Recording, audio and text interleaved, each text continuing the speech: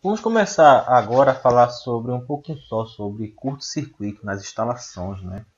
A gente fala sempre sobre o nível de curto-circuito. O nível de curto-circuito a gente vai entender mais ou menos como esse número chega. Primeiro a intensidade, né? Quando nós falamos de curto-circuito, os valores máximos deles podem chegar entre 10 a 100 vezes a corrente nominal no ponto do defeito. Né? E isso depende também da localização do ponto de defeito. Isso quer dizer que eu tenho aí passando uma corrente de 10 amperes, de 100 amperes, e num curto-circuito ele pode ir facilmente para 1000, 2000, 3000 amperes. Né? Então são correntes que nós temos que entender como é que elas ocorrem, né? E como mitigar esse processo. Eu tenho dois tipos de curto-circuito que podem acontecer. Eu tenho um tipo franco, que é a fase de encontrou direto com a Terra, a fase encontrou direto com outra fase, a fase encontrou direto com a chave metálica. Eu tenho um curto-circuito tipo franco, né? De fato, ele está correndo em contato com dois materiais. Ou o tipo arco, né? Que aí pode ocorrer entre o ar, ele começa a ionizar, né? Vamos dizer que que eu estou falando de alta tensão, e aí o isolamento do ar começa a não ser isolante a certo nível de tensão e ocorre um arco elétrico formado no ar, né? Eu tenho um condutor gasoso que está fazendo esse caminho do curto-circuito. Dentre esses dois, o de tipo franco é o que eu vou ter as maiores correntes de curto-circuito. E eu tenho dois tipos de corrente. Nas nossas aulas, nós vimos junto escrito ICS, ICS, ICS. Nós estamos falando sobre as correntes de curto-circuito simétrica. Sempre aparece lá no nosso quadrinho ICS. Mas que são correntes de curto-circuito simétricas? Né? Elas têm uma característica permanente. Né? Chegou no nível que ela não altera o patamar é aquele mesmo até que se cesse o curto-circuito.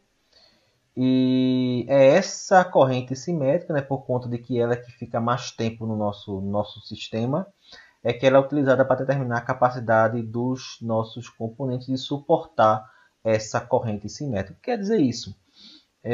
Você está comprando um equipamento, comprando um disjuntor, e nele aparece a informação do qual nível de curto-circuito que ele suporta. Então vamos dizer o seguinte, que a corrente simétrica é de 4 kA, você comprou um disjuntor na qual na informação dele foi mais baratinho, mas ele só suporta até 3 kA. Então no curto-circuito, sabe o que vai acontecer? O disjuntor derrete. Ele nem chega a abrir, porque ele não suporta o nível de corrente de curto-circuito. Então é uma informação importante para o nosso sistema. O que é uma corrente de curto-circuito simétrica? Ela vai ter a mesma intensidade durante todo o ciclo.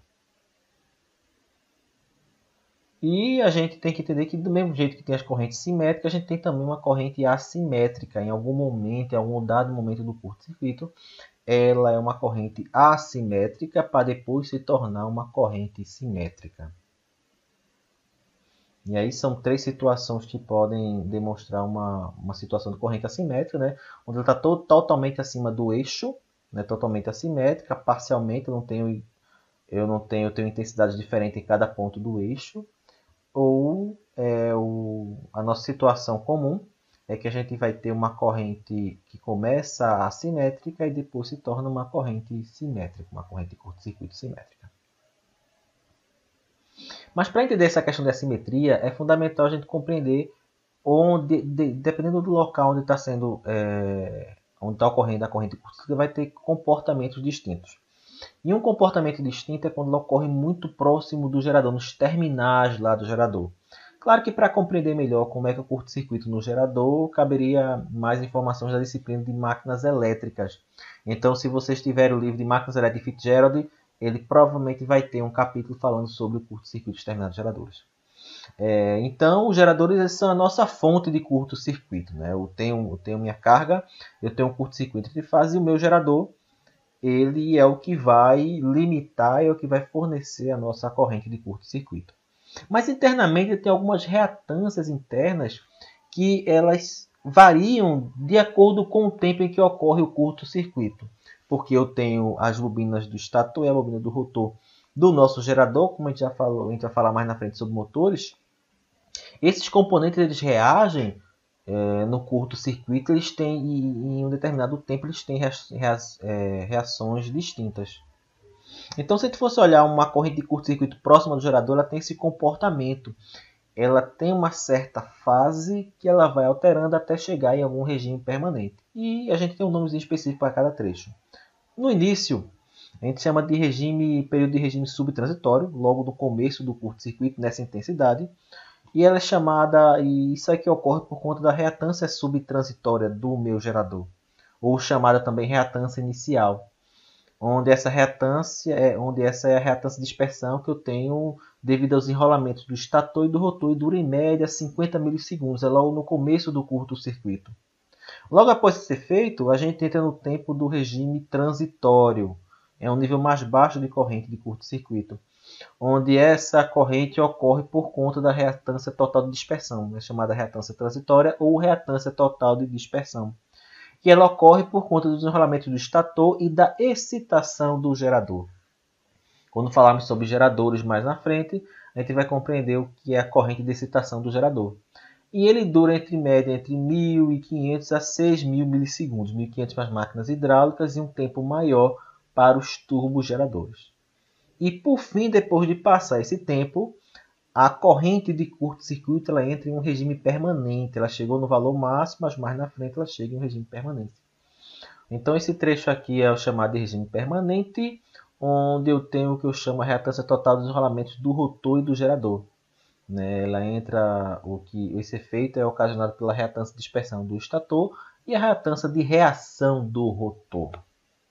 Mas o que a gente precisa compreender é que depois de um certo período ela entra em um regime permanente, passa esses efeitos todos já.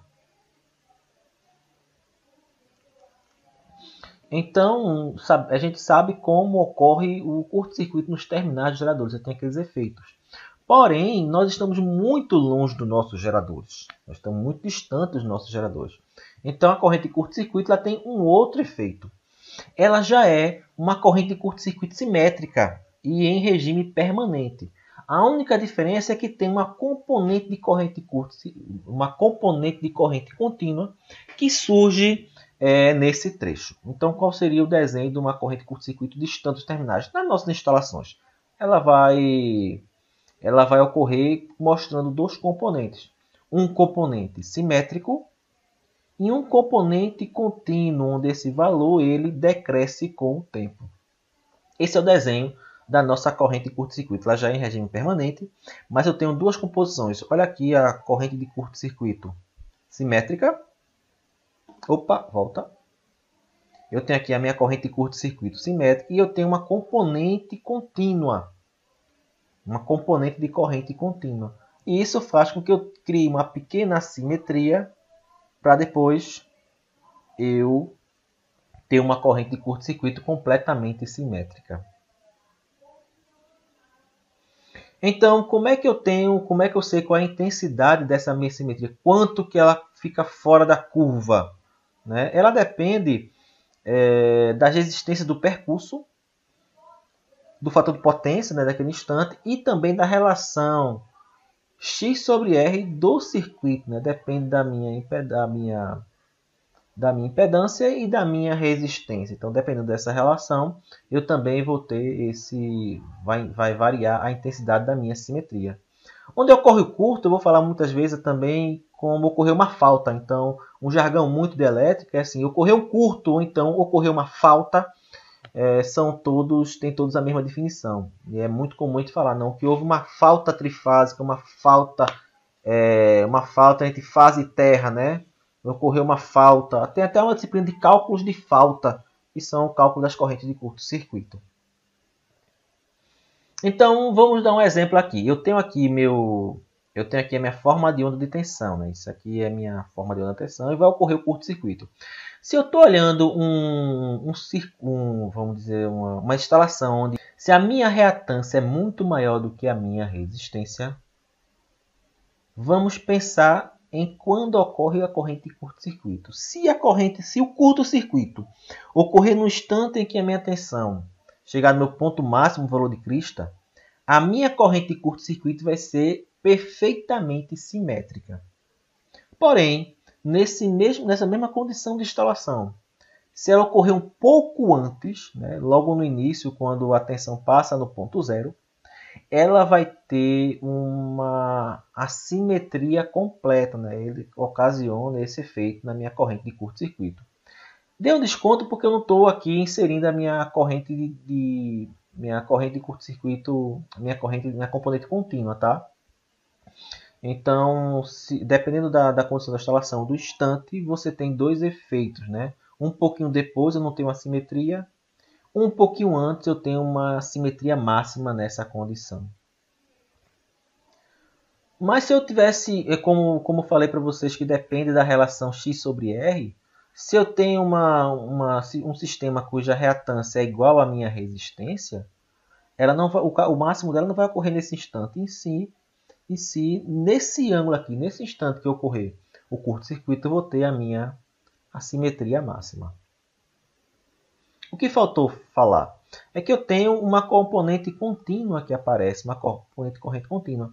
Só que essa componente corrente contínua, ela é que mostra o deslocamento da minha simetria. Tá? Então, você soma a minha corrente simétrica com a minha componente contínua, eu tenho a minha corrente de curto-circuito assimétrica. Só que esse valor ele decai com o tempo, porque essa componente contínua, como eu tenho resistência nos meus condutores, né, não existe uma resistência zero, essa componente ela vai ser dissipada em forma de perda de Joule. Ela forma calor, né? Então, através do calor, essa componente contínua ela vai se dissipando. E eu tenho, finalmente, a formação final da minha corrente de curto-circuito longe dos meus terminais do meu gerador.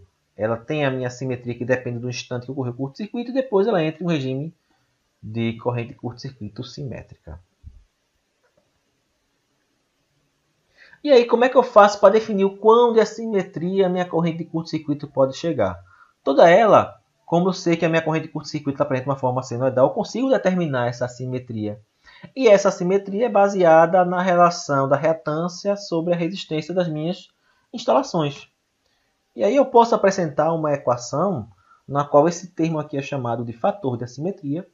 E esse fator de assimetria vai depender dessa minha constante de tempo, que é x sobre r. Então, a minha relação x sobre r vai depender o quanto que eu vou ter de assimetria na minha corrente simétrica. Então, eu tenho aqui a minha corrente de curto-circuito simétrica e eu vou ter um valor que ela vai ser aumentado para formar a minha corrente de curto-circuito assimétrica.